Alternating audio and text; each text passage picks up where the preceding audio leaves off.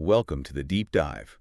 If you've been feeling those seismic shifts around AI lately, well, you're definitely not alone. hmm We're witnessing a transformation, kind of like the internet's birth, but honestly, it feels like it's moving at warp speed. It really does. So today, we're digging into a few key sources. hmm There's this compelling academic research paper, and also two really insightful thought pieces.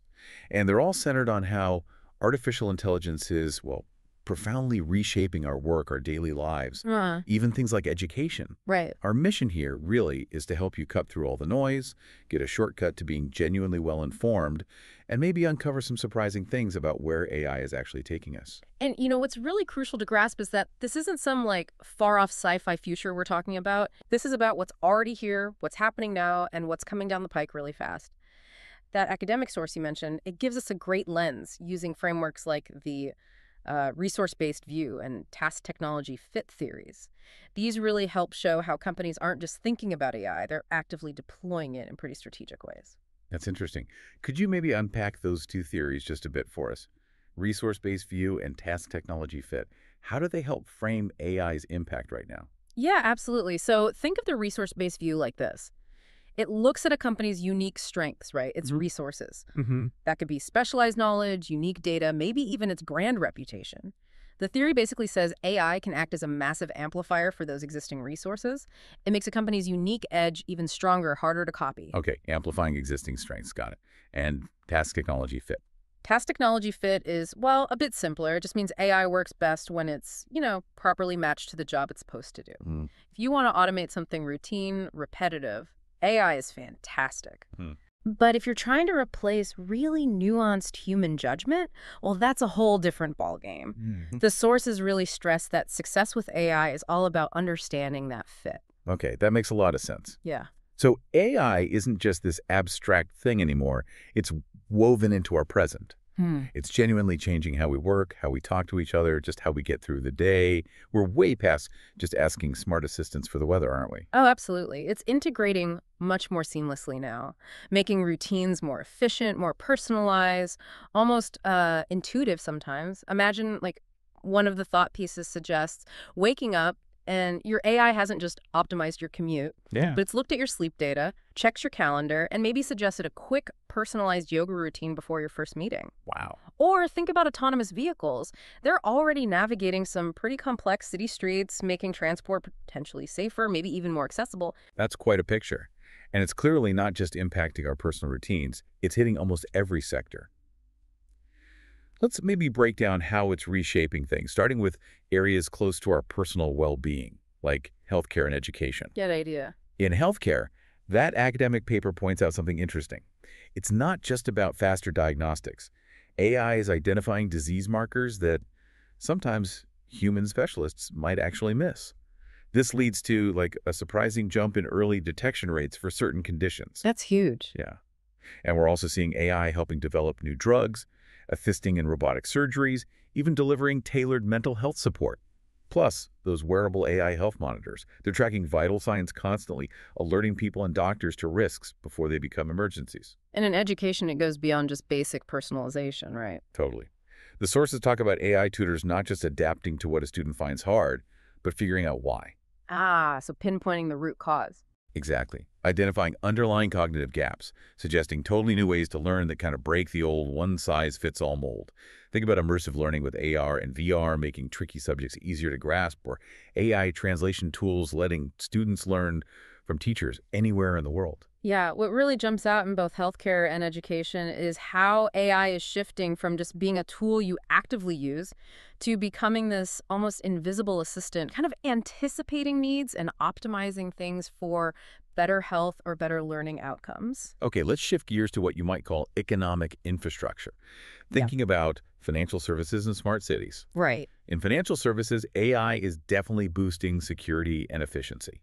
Our sources show AI advisors helping with investment choices, sure, but also spotting fraud with uncanny accuracy by analyzing transactions instantly. The speed there is key. Absolutely. And there's also that fascinating angle on AI-powered cryptocurrencies and blockchain disrupting traditional banking, offering potentially more secure, transparent ways to manage money. Wow. Then you look at smart cities, and AI is fundamentally changing urban life. We're talking smart traffic systems cutting down congestion. Final. Haha, right. Autonomous vehicles promising safer transport, AI managing energy grids to optimize power use across the city. Now, the sources are clear. There's a tension here, especially with things like predictive policing or facial recognition for crime prevention. Yeah, the privacy question looms large. Exactly. It's powerful, but it forces these ongoing societal debates about efficiency versus surveillance. Where do we draw the line? It's interesting, in these infrastructure areas, AI isn't just automating single tasks. It's optimizing these huge, complex systems, cities, financial markets, at a scale we just couldn't manage before, Yeah. making them hopefully smarter, more resilient, more responsive.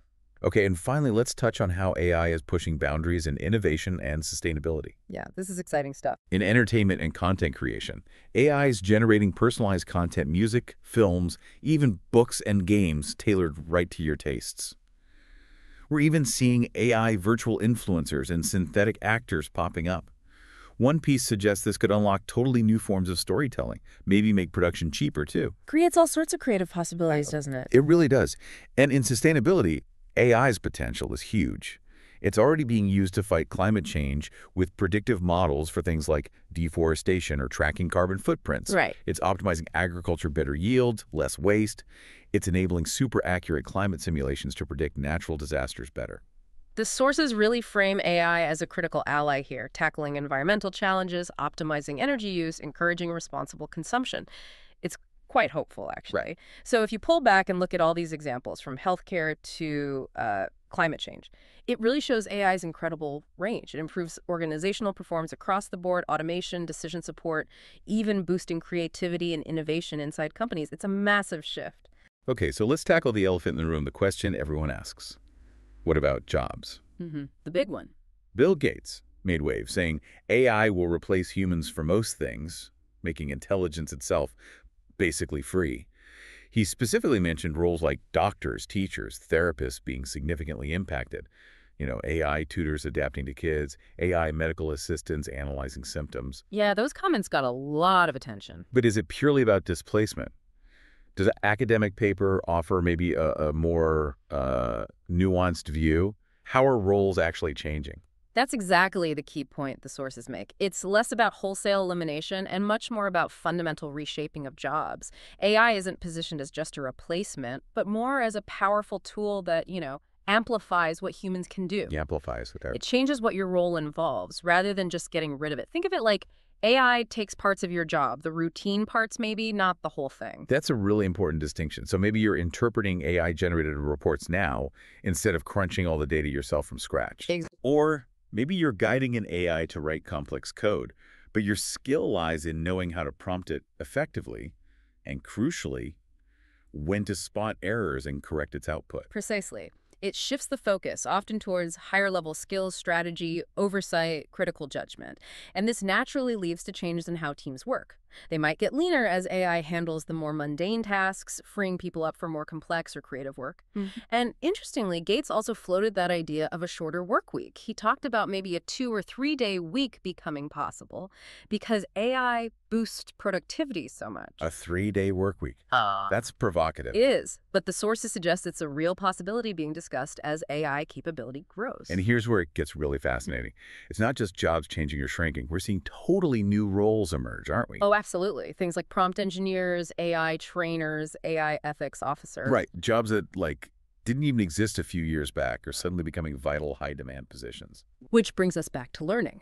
This constant change makes lifelong learning absolutely critical. The ability to learn new things, unlearn old ways, and relearn constantly that becomes a core skill in the workplace. Upskilling isn't just nice to have. The sources say it's essential for performance when working alongside AI, getting that task technology fit right. So this whole discussion about the changing workforce really zeroes in on a central question.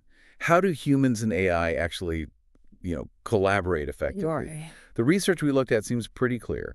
AI is great for routine tasks, for decision support, but the real sweet spot, especially for boosting creativity and innovation, seems to be in human-AI collaboration. It's not human versus AI, it's human plus AI. Exactly. And that academic paper had some fascinating insights into generative AI's communication style. Oh, yeah. Like what?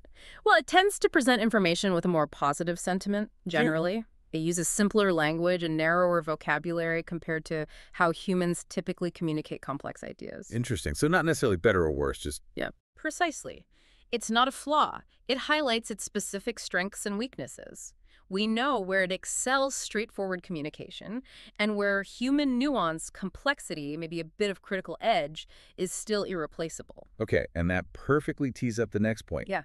Those uniquely human skills that AI, at least for now, can't easily replicate. The skills that become even more valuable. Right. Things like critical thinking, deep creativity and storytelling, complex interpersonal communication, a real sense of ethics, empathy, emotional intelligence. In adaptability, Yeah. resilience, being able to navigate ambiguity. These are the human advantages where our real value lies in this new landscape. And that underscores just how vital it is to teach people how to work effectively with AI. Not just use it, but how to question its output, how to validate the information it gives you, how to use it as a powerful lever, not just a crutch.